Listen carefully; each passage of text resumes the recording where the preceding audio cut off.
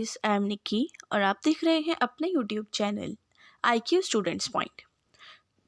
So guys, हमारा जो next topic है वो है संवाद वाचन शारीरिक अभ्यास सीन्स वर्क का विस्तृत परिचय। ठीक है, तो ये भी बहुत छोटा सा टॉपिक है, इसमें ज़्यादा कुछ नहीं है, इसको हम पढ़ते हैं। बहुत इजी टॉपिक है, जैसे प्रीवियस वाला टॉपिक था बिल्कुल वैसा ही, थोड़ा थोड़ा अच्छा वाला। ठीक है, तो नाटकीय क्रियाकलाप में और प्रस्तुति आलेख के बीच रचनात्मक संबंध ही उसे विशिष्ट और महत्वपूर्ण बनाते हैं। नाटक को केवल पठित रूप का नाटक न माना जाए अथवा ऐसा माध्यम भी माना जाए जो कुछ विशेष जन तक सीमित ही हो। एक रचना के रूप में नाटक तभी सफल माना जाता है जब उसका मंचन हो। मंच पर साकार होने से पहले नाटक बहुत सारे पड़ावों से गुजरता है। ठीक है, कि स्क्रिप्ट लिखी जाती है, लिखने वाला उसमें फिर एडिटिंग करता है, एडिटिंग के बाद उसको पढ़कर बताया जाता है, फिर जो अभिनय करेगा वो उसको पढ़ता है, फिर उसके अभिनय की प्रैक्टिस करता है, फिर उसको एक बार रिहर्सल के तौर पे दिखाता है, फिर उसके बाद उसको जाकर फाइनल दिखाता है। ठीक है, ये होता है संवाद वाचन। नाटक एक दृश्य विधा है और वह तभी सार्थक माना जाता है जब वे रंगमंच पर अभिनीत हो। उनका रंगमंच पर साकार होना ही सार्थकता का मापदंड है। जब तक नाटक अपने लिखित रूप में होता है तब तक वह नाटककार की रचना है। उसको पढ़ने के पश्चात आने वाली प्रतिक्रिया नाटककार के लिए है, लेकिन जब नाटक नाट्यलेख से प्रस्तुत आलेख में बदलता है तब नाटककार के साथ साथ निर्देशक भी भूमिका महत्वपूर्ण बन जाती है। वो नाटक के चुनाव से लेकर प्रस्तुति के अंतिम दिन तक निरंतर रंग प्रस्तुति के संदर्भ में कार्यरत रहता है। उसका एक महत्वपूर्ण कार्य उचित पात्रों का चुनाव एवं उसकी भूमिकाओं का कार्यरत रहता है, निर्धारण भी है। जब ये कार्य भी हो जाता है तब अभिनेता का मुख्य काम संवाद याद करके उनका वाचन करना है। संवाद नाटक को एक विशेष विधा का रूप देते हैं। साहित्य की अन्य विधाओं से नाटक इसलिए अलग है क्योंकि वह पाठ्य, दृश्य और श्रव्य तीनों के रूप में उपलब्ध कराता है। संवाद अर्थात साथ में बातचीत या संभाषण की अपनी शैली होती है। इस शैली से अभिनेता प्रेक्षक वर्ग को प्रभावित करता है। ठीक है, बेसिकली यहाँ पर ये वाली बात बताई जा रही है कि हम जो हैं अपने 4 तरीके से आंगिक, वाचिक, सात्विक और आहार्य तरीके से अभिनय करके दिखाते हैं। हाथों से, मुंह से, बोली से, अंदाज से, हर तरीके से अभिनय के अंदर जान डाल देते हैं कि हाँ भाई हाँ, ये अभिनय हमने किया है, देख लो। ठीक है, तो ये वाली चीज दिखाई जा रही है। भरत मुनि नाट्यशास्त्र के 16 अध्याय में वाचिक अभिनय की विस्तार से चर्चा करते हैं। उनके अनुसार पाठ्य के प्रयोग में उदात्त, अनुदात्त और सवृत और कंपित, ये 4 प्रकार के वर्ण काम आते हैं। इनमें से हास्य और श्रृंगार में सवृत और उदात्त वर्णों के द्वारा पाठ्य का प्रयोग करें। ठीक है, मतलब भरत मुनि ने जो बता रखे हैं वो अलग अलग है, वो तो हमने पढ़े रखे हैं। ठीक है, ये सारी चीज़ें सेम वही हैं कि वो किस तरीके से 4 चीज़ों को लेकर ही सामने वाला अभिनय की प्रैक्टिस करता है, अभिनय दिखाता है। इंसान अपने मस्तिष्क में, अपनी दिमाग में उस चीज़ को बिठा कर रखे कि हमें ऑन द स्पॉट कोई चीज़ मिल जाए या फिर हमें कोई भी चीज़ तैयार करी कराए मिल जाए, तो उसके लिए हमें ऑलरेडी प्रिपेयर रहना है। ठीक है, संवादों के नियमित अभ्यास से अनुकरण करते हुए वाचन से अभिनय को प्रभावशाली बनाया जा सकता है।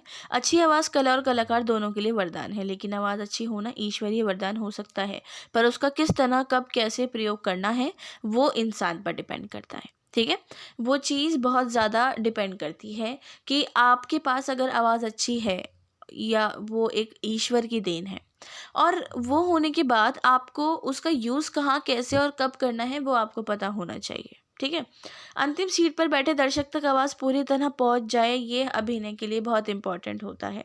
ठीक है, कि भाई उसके लिए ये चीज़ अभिनेता के लिए एक बहुत इंपॉर्टेंट है। अब अगर मैं कोई नाटक कर रही हूँ, मैं कोई स्टेज शो कर रही हूँ और मेरे पास अगर माइक नहीं लगा हुआ है तो मेरी आवाज़ इतनी होनी चाहिए कि पीछे बैठे हुए हर स्टूडेंट तक, हर टीचर तक मेरी आवाज़ पहुँच जाए। ऐसी ही आवाज़ को प्रायोरिटी दी जाती है। संवाद वाचन की प्रक्रिया 4 तरीके की होती है। तत्कालीन, इस विधि का प्रयोग संवाद वाचन के दौरान सुधार करते रहने की प्रक्रिया में होता है। ठीक है, सुनियोजित वाचन, इसमें अभिनेता अभिनेत्री नाटक के पाठ का सुनियोजित तरह से वाचन करते हैं। इसमें नाटक की स्क्रिप्ट के अनुसार ही संवादन वाचन की प्रक्रिया तैयार की जाती है। पांडुलिपि वाचन जो है केंद्र बिंदु होता है।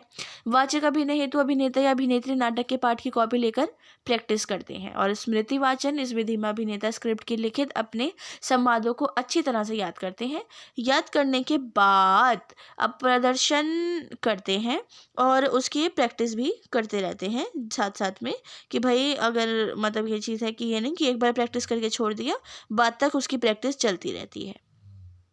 इस तरह संवाद वाचन अभ्यास उपरोक्त विधियों द्वारा किया जाता है, लेकिन इन विधियों का प्रयोग करते समय नाट्यपात की समझ बहुत ज़रूरी है। अब ये वाली चीज़ कहते हैं ना, अकल के लिए नकल भी बहुत ज़रूरी होती है, वही चीज़ है। अब अभिनेता की आवाज़ ऐसी होनी चाहिए कि लोग वाचन और विचारों के अभिव्यंजना के नए स्वरूप को देखकर आश्चर्यचकित हो उठें।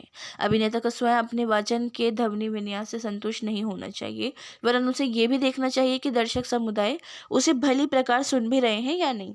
ठीक है, कि ये नहीं कि उठ उठ के जा रहे हैं, अरे भाई क्या टाइम बर्बाद कर रहा है, हमारा पैसे वेस्ट हो गए, ये वाली चीज़ है। ओके जी, नेक्स्ट टॉपिक है शारीरिक अभ्यास। रिहर्सल जो होती है वो क्या होती है? भरत मुनि ने नाट्यशास्त्र में अभिनय के जो 4 प्रकार बताए, उनमें से एक आंगिक अभिनय है जिसको रिहर्सल बोलते हैं।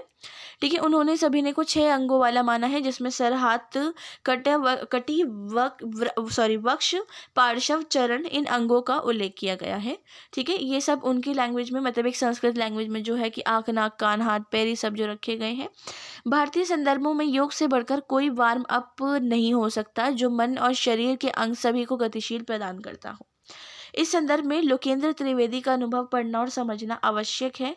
1978 में बोला गया है कि राष्ट्रीय नाटक विद्यालय आने पर देखा कि यहाँ भी कक्षाएं सुबह सवेरे दैनिक पाठ्यक्रम का हिस्सा हैं। तब भी ये सोचता था कि हम यहाँ अभिनेता बनने आए हैं, तो फिर वही योग संगीत का कहकहारा क्यों दोहराया जा रहा है। उधर कक्षाओं में professor Ranade, Barry John, Cicely Berry ध्वनि उच्चारण के लिए श्वास प्रश्वास व 5 रोजोनेटर्स पर ध्यान केंद्रित करने की सीख दी। तब कुछ प्राणायाम का महत्व समझ आने लगा। ठीक है, कि मतलब भाई एक डेली, कहते हैं ना, हर चीज़ की ना डेली प्रैक्टिस ज़रूरी होती है। अब आप बीए का पेपर देने जा रहे हो, अब जब तक आप इसको डेली पढ़ोगे नहीं, रिवाइज नहीं करोगे, तब तक आप कैसे दोगे? वहाँ तो डब्बा गुल हो जाएगा कि भाई यार मैंने एक बार तो क्लास अटेंड की थी निक्की मैम की, लेकिन बाद में मैंने रिवाइज नहीं करा। तो वही सेम चीज़ यहाँ पर होती है कि हर चीज़ को ना रिवाइज करना, रिहर्सल करना बहुत ज़रूरी होता है, ताकि हम उस चीज़ को भूलें नहीं।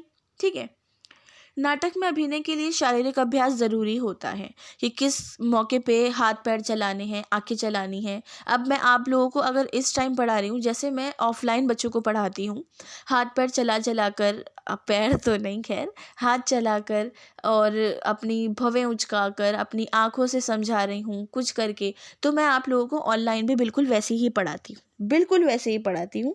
इसमें कोई दो राय नहीं है, क्योंकि मुझे उस चीज़ की आदत है।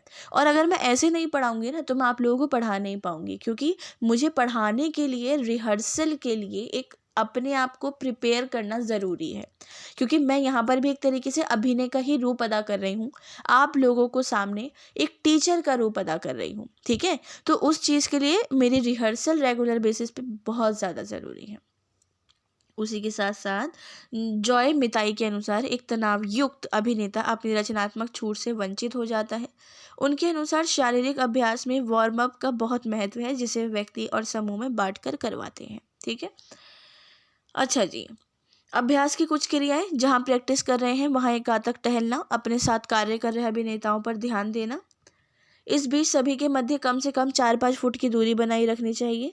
शारीरिक संतुलन बनाने के अभ्यास करना है, इसके लिए हवा में टांग उठाना, एक टांग पर खड़ा होना, घुटने की तरफ झुकना मुड़ना, शरीर को आगे की तरफ झुकाना, चक्कर लगाना भी सब शामिल होता है। कल्पना करना, फिर उस कल्पना के अनुसार भी प्रैक्टिस करना, वो इम्पॉर्टेंट है।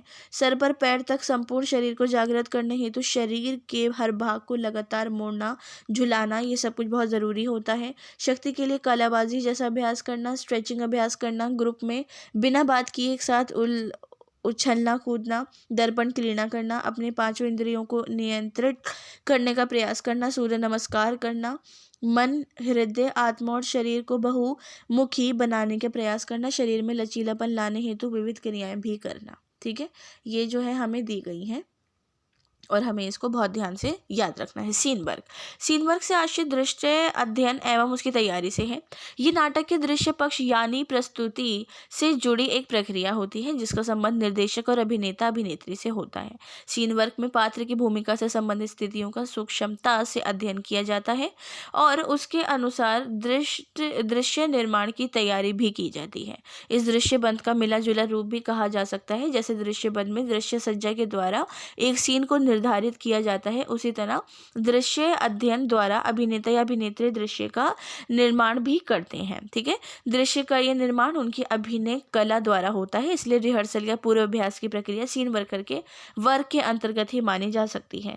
जब रिहर्सल वगैरह हो रही होती है ना, तभी इसको रखा जाता है और इसको रखने के बाद ही एक रिहर्सल को और एक चीज़ को मतलब वो समझा जाता है, बोला जाता है। ठीक है, अच्छा जी, अब आगे की बात आती है।